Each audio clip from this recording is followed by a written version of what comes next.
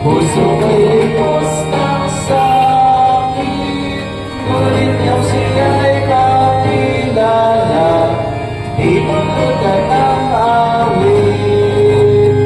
Kristo, Jesu Kristo, alapay ina, sa lahat ng oras, tulad ay kasiyahan. Pagpapalanay umaapaw, kay tatis biyang umibig, lagi-lagi may kagalapan, puso ko'y umaawit. Kristo, Jesu Kristo, alapay ina, sa lahat ng oras, tulad ay kasiyahan. Kung minsan ako'y inaakay sa mahirap na landasin, ngunit dahil siya'y dumarabay, di ako natitindig. Kristo, Jesu Kristo, alapay ina, sa lahat ng oras, tulad ay kasiyahan. Tayo naman. Siya'y magbabalik palapit na, upang maligayang tunay, tayo ay kanyang isasama sa langit na tahanan. Kristo, Jesu Kristo, alapay ina, sa lahat ng oras, tulad ay kasiyahan.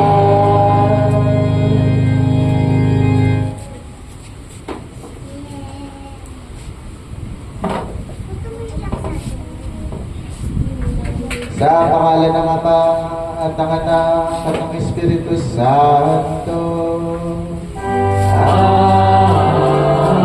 Amen. Mga minamahal sa Panginoon, magsilapit tayo na may tapat na puso ng kahit ng ating kasalanan sa Diyos, na ating manig sa Kanya sa pangalan ng ating Panginoong Hesus Kristo, upang tayo pagkalooban niya ng kapatawaran.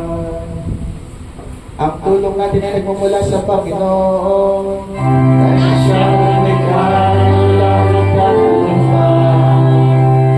Aming sinabi, pahay kung may pagsalansang sa Panginoon, ating pinagdaro ng ating mga kasalanan.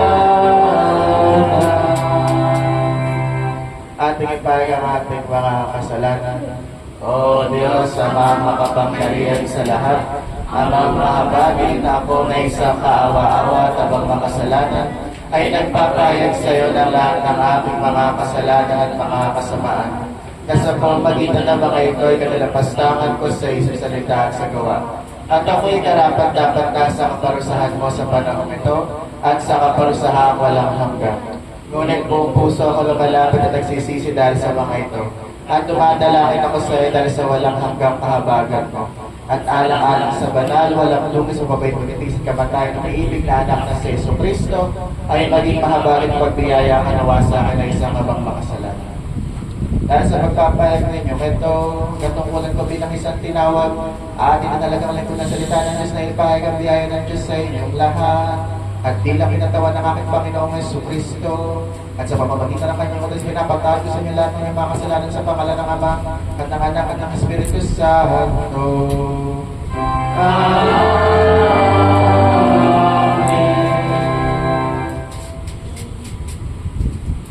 Ari namin ay basbasan, pagkat siya yung hinirang. Kahit isang araw lamang kapag nasa iyong bahay, daig pa ang 1,000 araw. Gloria Patri. Luwag isama at sa Anak at sa Espiritu, kung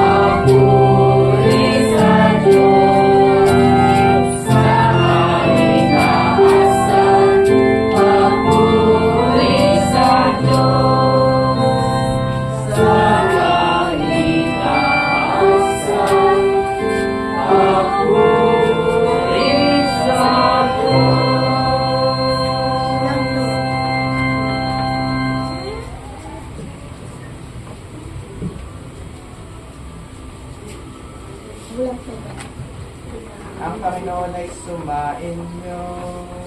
At sumainyo, Espiritu. Maraming salamat.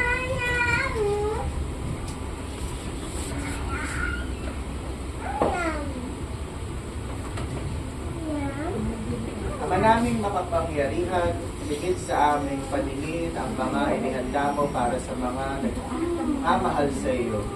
Padaluyan mo sa amin ang agos ng iyong pag-ibig upang sa pagmamahal namin sa iyo ng higit, makamta namin ang iyong mga pangakong di malirit na hindi pa sumasagi sa isip namin o panaginip.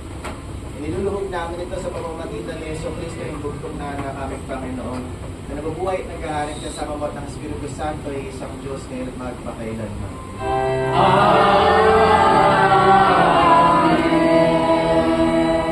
Ano po?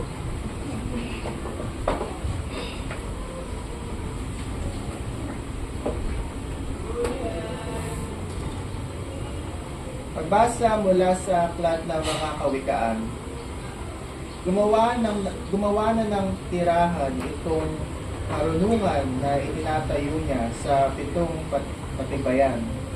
Nagpatay siya ng hayop, nagtimpla ng inumin, ang mesa ay inihanda. Punong-puno ng pagkain, katulong ay isinubo sa gitna nitong bayan, upang lahat ay abuti ng dinatong panawagan.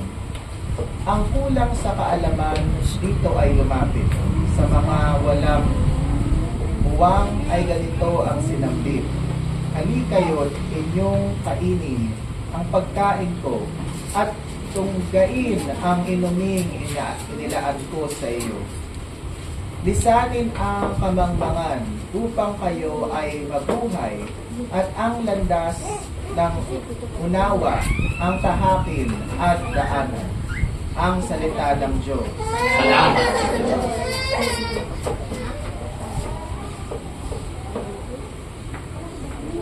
Para sa ating salmong tugon, magsumikap tayong kampihin ang Panginoong butihin. Tugon, Magsumikap tayo kampihin ang Panginoong butihin. Panginooy aking laging pupurihin. Sa pasasalamat di ako tigil.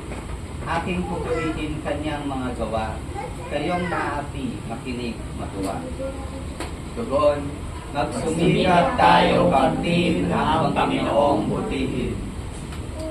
Matakot sa poon kayo. Kanyang bayan nang makamtan ninyo ang lahat ng bagay. Kahit mga leyon ay nagugutom din, sila'y natukulang sa hustong pagkain. Ngunit ang sinamang ang poon susundin, sa anumang bagay hindi kulangin. Tugon, magsumikap tayo pagtin ang Panginoong butihin. Lapit ako'y dinggin. Mga kaibigan, at kayo ngayoy aking tuturuan, na ang Diyos ay dapat nating katakutan. Ang buhay masaya at mahabang buhay. Di ba ninyo gusto inyong maranasan? Tugon, Magsumikap tayo kampihin ang Panginoong butihin. Salitang mahalay at pagsisinungaling ay dapat iwasan at huwag banggitin. Mabuti ang gawin sa may layuan. Pagsikapang kampihin ang kapayapaan. Tugon, Magsumikap tayo kampihin ang Panginoong butihin.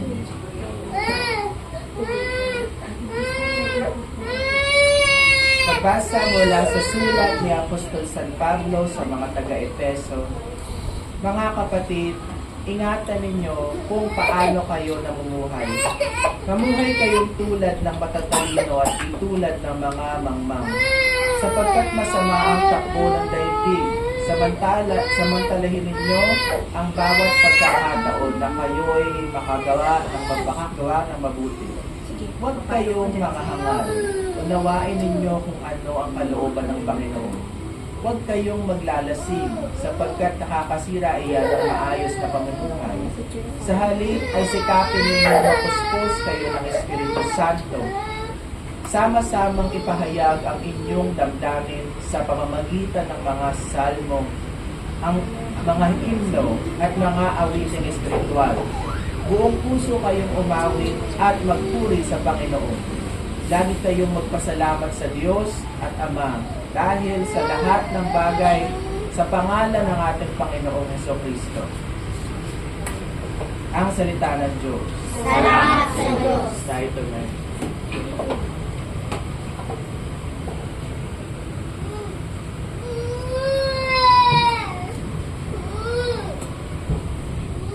Aleluya, aleluya. Ang sino mang kumakain sa katawang aking hain ay nananahan sa akin. Aleluya, aleluya. Aleluya, aleluya, aleluya.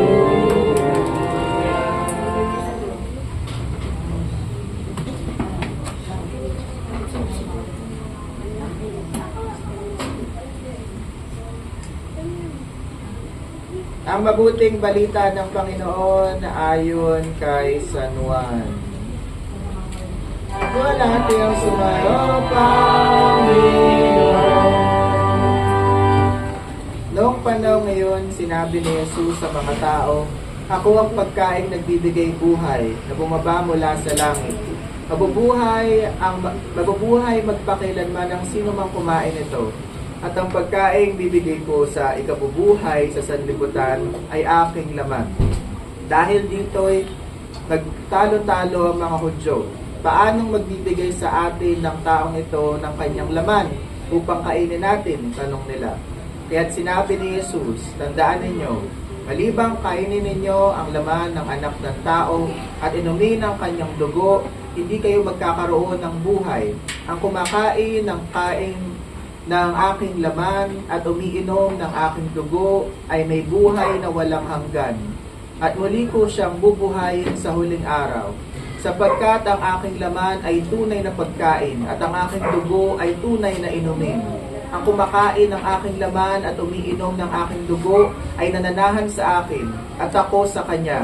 Buhay ang amang nagsugo sa akin at ako'y nabubuhay dahil sa kanya.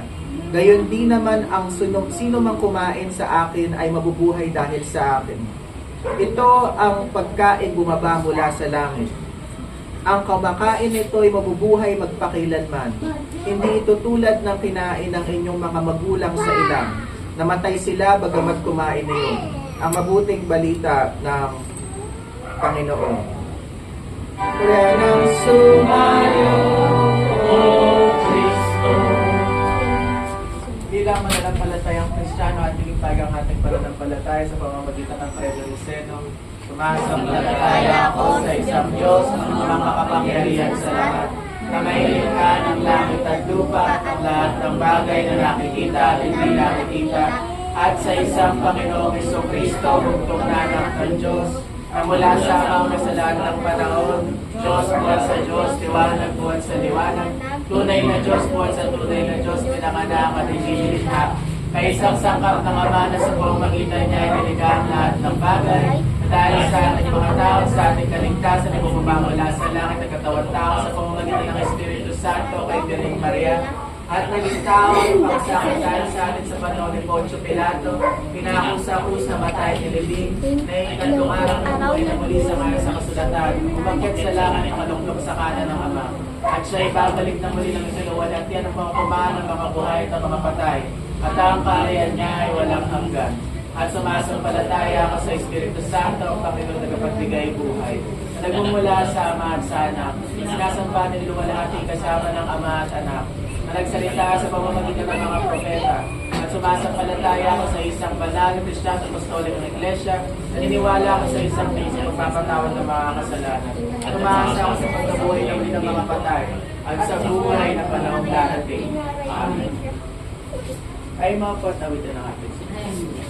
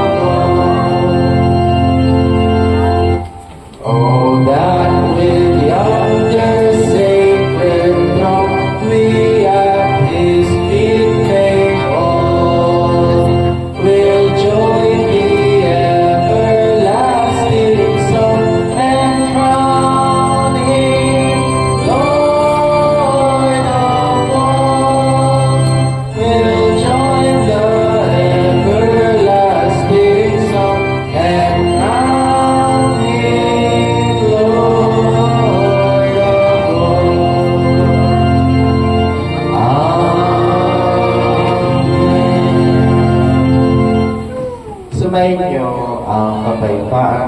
Amen. Ang mana na kinain ng ang mga ninuno ng mga Israelita sa ilang ay binigay sila ng Panginoon, binigay sa kanila ng Panginoon dahil sa kanilang pagreklamo.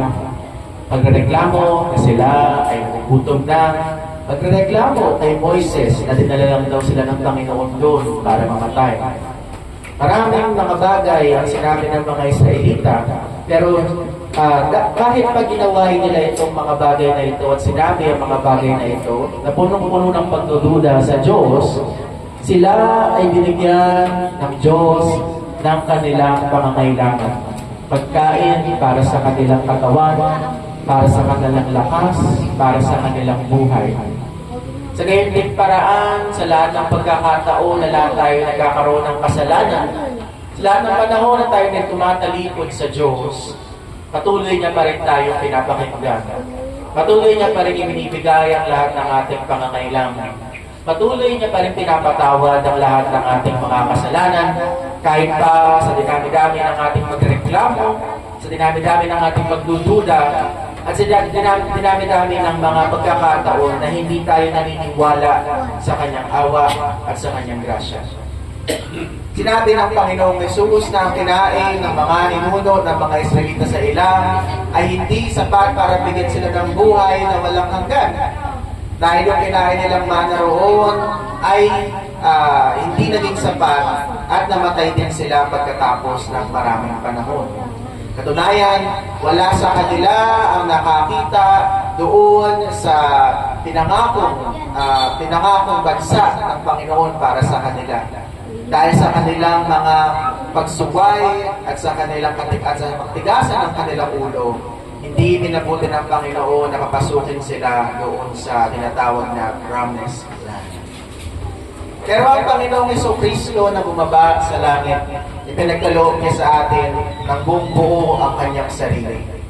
Sinabi niya na pag hindi raw natin nakain ang kanyang laman at nainom ang kanyang dugo, wala raw tayong parte sa kanya.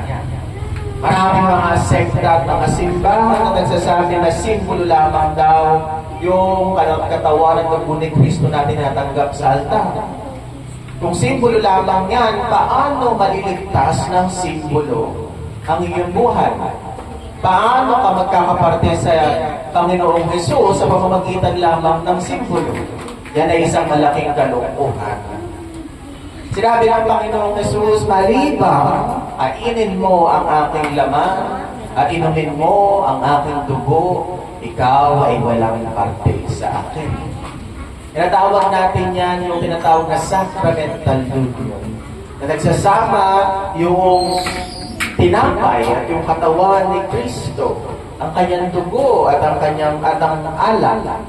Hindi nagbabago yung alak, hindi nagbabago yung tinapay, pero nandoon ang tunay na katawan at tunay na dugo ng ating Panginoong Hesus. Bakit kailangan mangyari ito? Dahil tunay ang kaligtasan, tunay din dapat yung ating natatanggap. Dahil tunay na namatay si Kristo sa krus, tunay dapat na natatanggap natin ang kanyang katawan at dugo.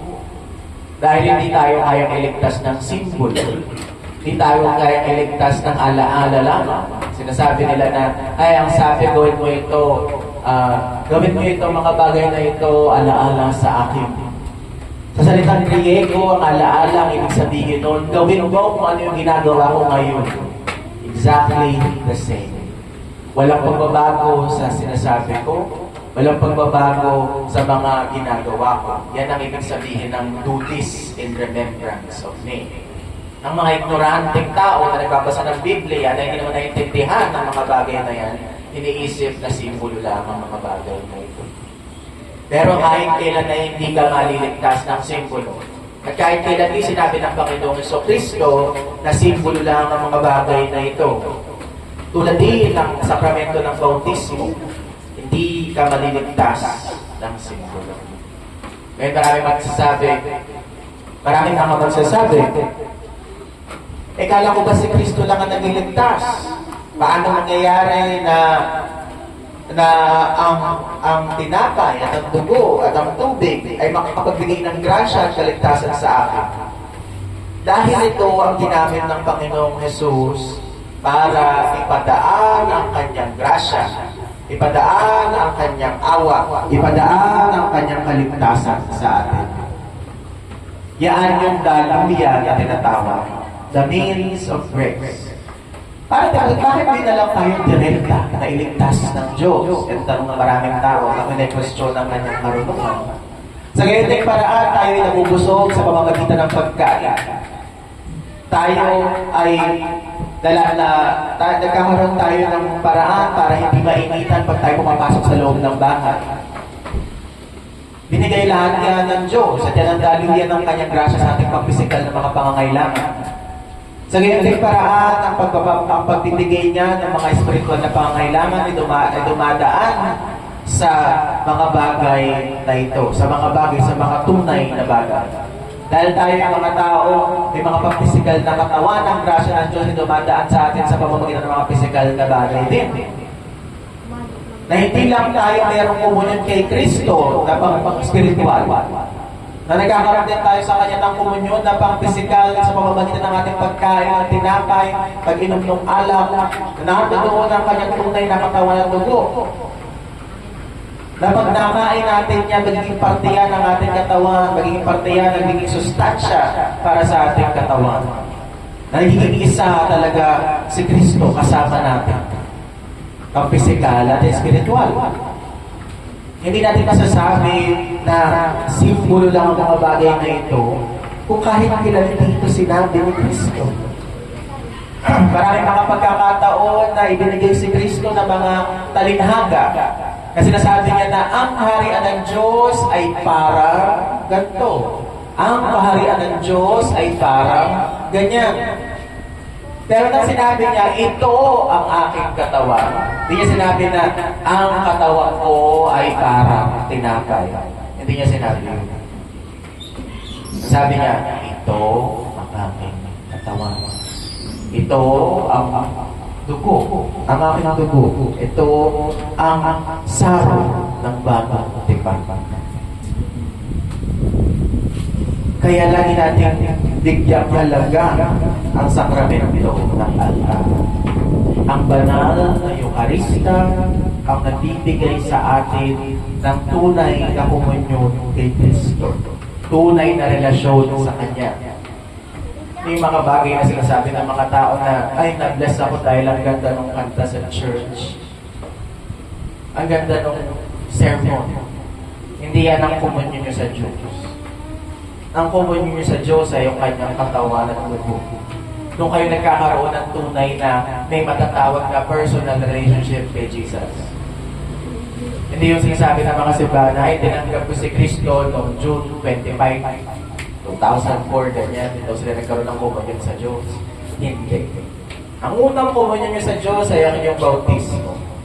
Diyan nilagay ng Diyos ang kanyang pangalan sa inyo. Ang Ama, Anak at ang Espiritu Santo. At ang patunay ng komunyon na yan ay inyong first communion. Natanggapin nyo na rin ng pagkakataon ng kanyang katawan ng dugo para sa kapatawaran ng inyong mga kasalanan. Nandiyan ang lokal ng inyong pananampalataya. Lokal meaning na merong place and time kung kailan ka niligtas ni Kristo. Kung saang pagkakataon, saang oras, saang araw ka niligtas ni Kristo, nagkakaroon ng lokal ng iyong pananampalataya. Ang lokal na yan ay yung bautismo, at sa lahat ng pagkakataon ay ikaw ay tumatanggap ng kanyang katawan at dugo, at sa lahat ng pagkakataon ay ikaw nangungumpisal. Nandiyan ang lokal ng iyong pananampalataya, ang lokal ng grasya, ang lokal ng pagkapatawad. Na hindi tayo maghahanap kung saan-saan ang kasiguraduhan na tayo ay pinatawad na ni Kristo. Hindi tayo naghahanap ng mga sign sa langit na ito na ngayong sign ng Diyos na pinatawad niya na ako. Hindi tayo maghahanap ng mga panaginip o vision. Binigyan ng Diyos ng kasiguraduhan ng bawat tao. Meron siyang pagpapatawad, meron siyang grasya, meron siyang awa. Pag natanggap niya ang Panginoon sa ganitong pamamaraan, nakainin niyo ang kanyang laman at inamin niyo ang kanyang dugo. Maraming mga tao noong unang panahon na hindi naintindihan ng mga bagay na yan. ang mga makikita na utak na Hudyo at ang mga Romano na matagal na niluksa, mga Kristiyano na nasabihan silang mga cannibal na kumakain daw ng dugo, kumakain ng laman, kaya pinagpapatay sila ng mga Hudyo, pinagpapatay sila ng mga Romano. Dahil hindi nila matanggap na kinakain nga talaga ng mga Kristiyano yung tunay na katawan na tunay na dugo ni Kristo. At pwede naman sabihin ng mga Kristiyano na simbolo lang ang mga bagay na yan unang panahon, pero hindi nila yun sinabi. Namatay sila sa paniniwalang natatanggap talaga nila ang tunay na katawan at tunay na dugo ni Kristo. At ito ang nakapagbigay ng kaligtasan, grasya at awa sa bawat isa sa kanila. Liban sa mga bagay na yan, hindi natin matatagpuan ng Diyos. Sa kanyang salita lamang na nangangako sa atin na siya ay sumasa atin at sa kanyang mga sakramento na ipinagkaloob sa atin na siya mismo nagtayo para sa simbahan. Matatagpuan natin ang Diyos. Natin mahanap ang Diyos sa mga bundok. Natin mahanap ang Diyos sa ating sariling mga damdamin. Natin mahanap ang Diyos sa ating experience. Matatagpuan lamang natin ang Diyos sa kanyang salita at sa kanyang mga inihandog para sa atin. Alalahanin natin ang mga bagay na ito, hindi tayo magkakaroon ng pagdududa kung saan natin matatagpuan ang Diyos. Sa lahat ng panahon na nasa isip natin na tayo nawawala, alam natin kung saan tayo babalik. Hindi tayo naghahanap kung saan-saan para makita at mamalas natin muli ang grasya at awa ng Panginoon. Sa pamamagitan lamang ng kanyang salita, sa pamamagitan lamang ng mga sakramento, tayo magkakaroon ng lokal sa ating pananampalataya. Nawa, ang lokal na ito ay lagi nating balik-balikan. Na magkaroon tayo ng kagustuhang laging bumalik sa kung saan sinabi ng Diyos, doon niya tayo tatagpuan. Bigyang halaga natin ang sakramento ng altar. Huwag tayong matakot na lumapit dito at magkaroon ng pagkakataon na lumapit dito sa pamamagitan ng pagdodoktrina, para tayo magkaroon para malaman natin kung bakit kailangan natin tanggapin ang mga bagay na ito. Nawa, ang katawan at dugo ni Kristo ang magbigay lakas sa ating mga pananampalataya hanggang sa kanyang pagbabalik. Sa pangalan ng Ama at ng Anak at ng Espiritu Santo. Amen. Amen. Tayo tumayo at ulitin ang pagkarotoryo. Linisin mo puso mo, O Diyos, at mabuhay na Espiritu sa akin. Huwag kayong malayo sa akin, sa iyong Espiritu. Huwag bakit ibalik sa akin, ngalan ng kaligtasan.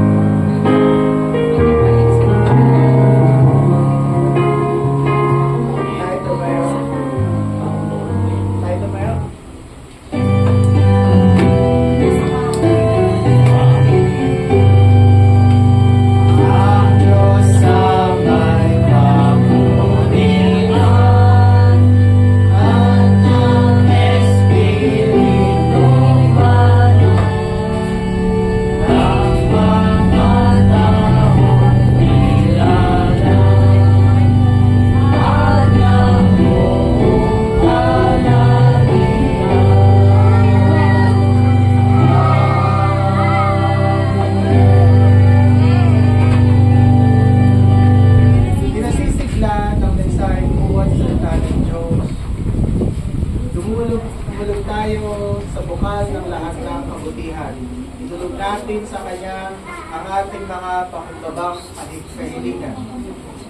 Panginoon, bigyan mo ang aming panalangin. Panginoon, bigyan mo ang aming panalangin. Para sa buong simbahang laganap, nawa tuwiran niyang pakingat-ingatan ng Eukarista bilang sakramento ng katawan dugo ng Panginoon, ang pagkaing nagbibigay buhay. Manalangin tayo sa Panginoon. Panginoon, bigyan mo ang aming panalangin. Para sa lahat ng ating mga pinunong pangrelihiyon at pambayan, nawa paglingkuran nila ang ng lubos ang bayan ng Diyos para sa kapakanan panlahat. Manalangin tayo sa Panginoon. Panginoon, bigyan mo ang aming panalangin. Para sa lahat ng kabataan ng ating bayan, nawa higit nilang mapahalagahan ng Eukarista sa kanilang masiglang paglahok sa misa. Manalangin tayo sa Panginoon. Panginoon, bigyan mo ang aming panalangin. Para sa nakadarama ng pagtanggi, para sa mga may sakit, at mga pag-agaw buhay, nawa malasap nila ang komunyong sakramental, ang bukal ng kanilang pag-asa, at ang ugat ng buhay na walang hanggan. Manalangin tayo sa Panginoon. Panginoon, bigyan mo ang aming panalangin. Para sa ating lahat na narito sa pagdiriwang ng Eukarista ngayon, nawa isabuhay natin ang diwa ng ganitong sakramento sa pamamagitan ng tunay na pagkakawang gawa at lubos na kagandahang tumulong. Manalangin tayo sa Panginoon. Panginoon, bigyan mo ang aming panalangin. Para sa lahat ng may panunungkulang pagpolitikal, naway lagi silang nakatuon sa paglilingkod at sa pagkilos para sa wastong pagdalaganap ng lipunan at sa kapakanang pangkalahatan, lalo na sa pangangalaga para sa mahihirap at mga nawala ng ikabubuhay. Dalangin tayo sa Panginoon.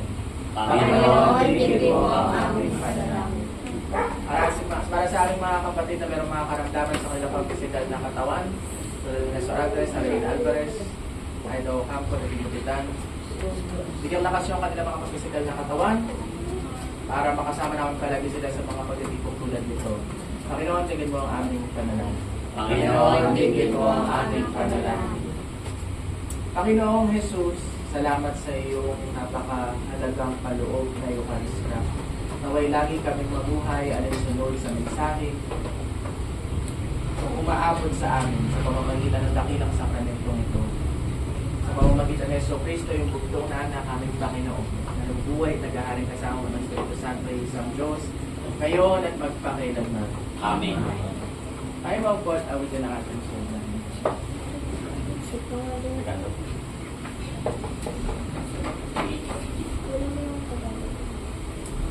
Baby.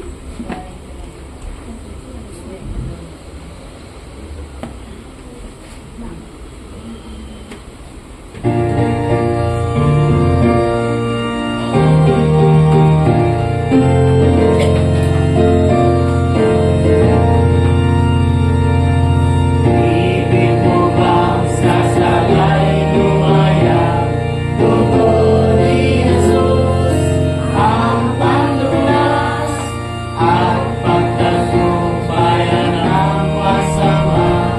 Dugo ni Jesus ang lunas, ang panlunas ay kanyang dugo, ang dugo ni Jesus. Tabing lunas ay kanyang dugo, ang dugo ni Kristo Jesus. Kapayapaan nakita ng laman, dugo ni Jesus, ang panlunas ng kantinang kapakumbabaan. Dugo ni Jesus ang lunas, ang panlunas ay kanyang dugo, ang dugo ni Jesus.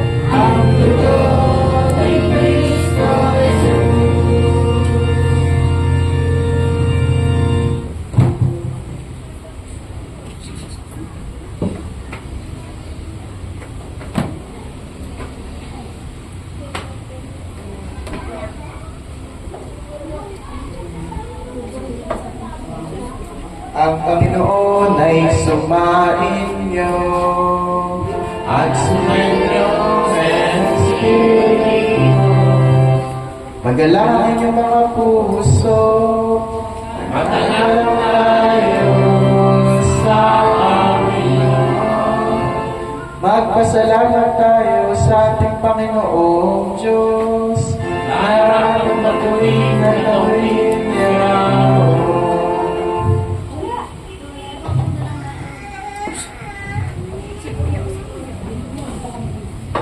Oo, Panginoon, namang banal makapangyarihan, walang hanggang Diyos.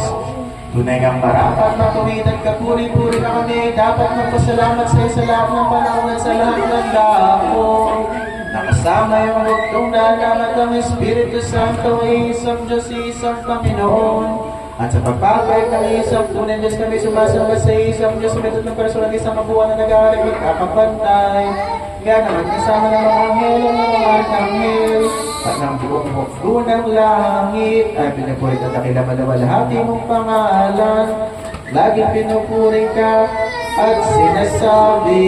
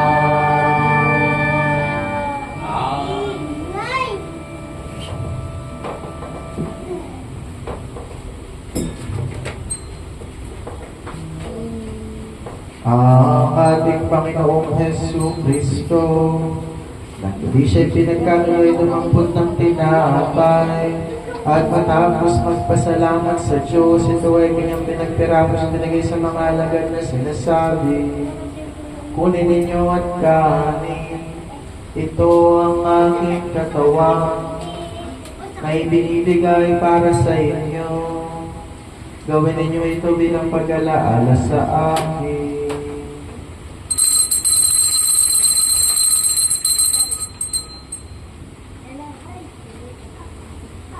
Sa gayon ding paraan ay inawakan niya ang sarong pagkatapos makapaghapunan.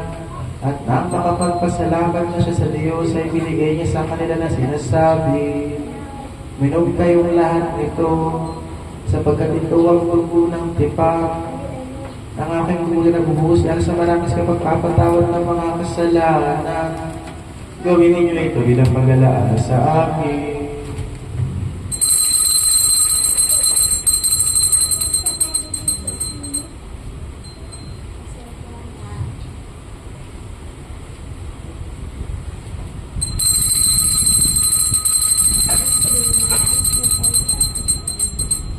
Kapayapaan ng Panginoon ay laging sumainyo. Amen.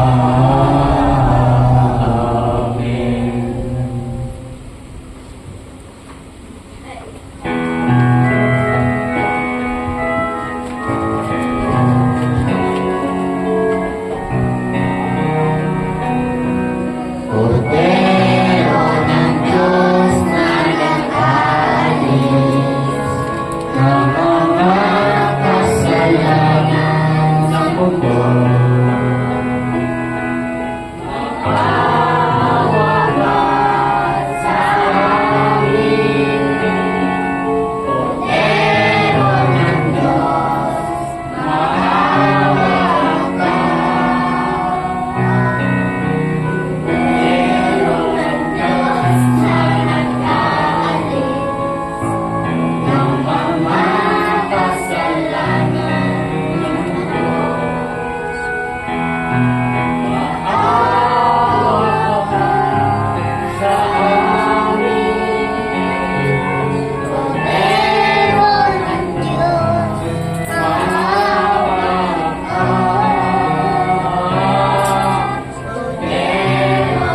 Diyos na nag-alis ng mga kasalanan ng mundo,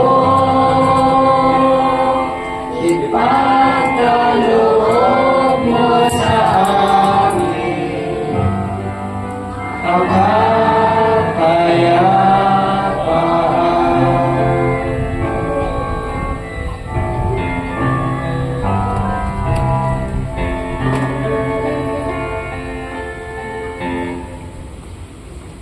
Bilang pag-alala sa kanilang bautismo, ating palapitin ng mga bata sa altar upang pagpagkati ng pagbabago.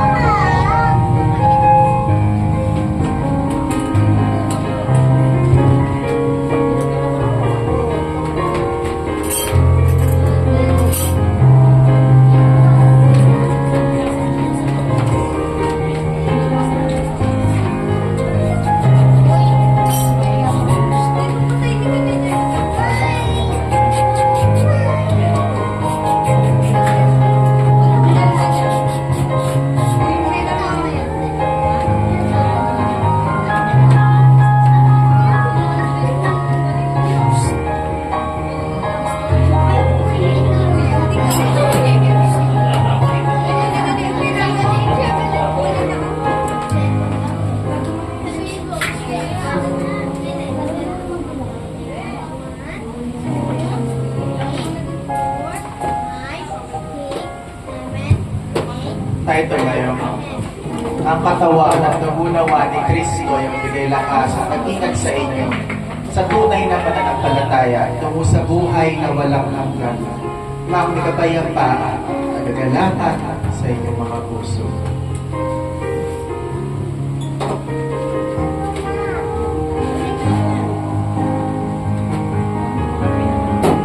Panginoon, kainayan ang lingkod ay pumanaw sa kapayapaan ayon sa iyong pangako. Sapagkat nakita ng aking mga mata ang iyong pagliligtas na inihandang para sa lahat ng mawawalansa. Liwanag ito nakakalaw sa pamamahenggit at magbibigay ng mahalang sa iyong bayang Israel.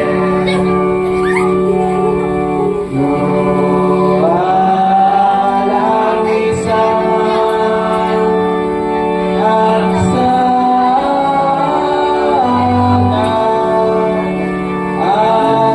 sa Espiritu.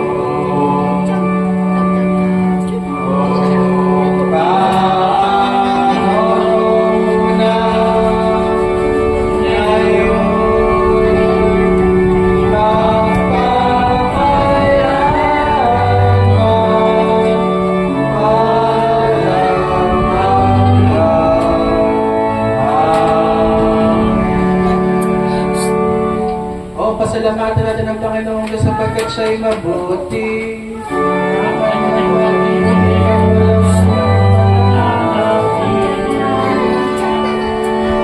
Sasalamatan ka namin ang Diyos na makapangyarihan sa lahat sapagkat pinaginawa mo kami sa pamamagitan ng sarang ng Panginoon. At dinadalangin namin na sa pamamagitan ng kaloob na ito, wala ko sa mga pananampalataya sa iyo at paninasa ang pag-ibig sa isa't isa. Alang-alang na Espiritu ng aming Panginoon na nabubuhay at nag-aaring kasama mo. At ang Espiritu Santo ay isang Diyos, meron at pakilanman.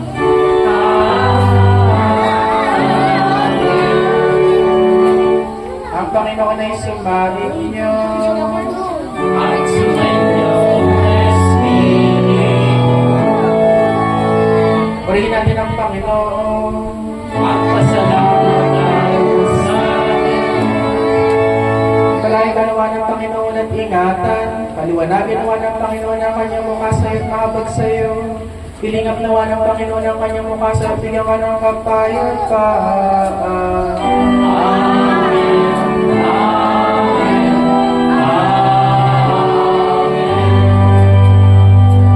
Tayo mga po at awin natin mga kasmay. Pasalo.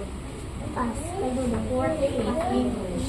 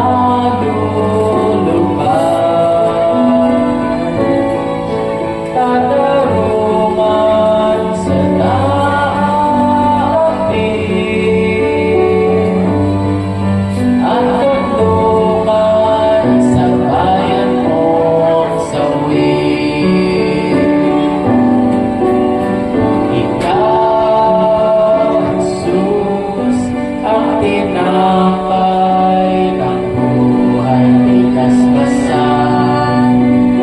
natin ialay. Buhay namin ay sa aming kaloob at pagsasalo walang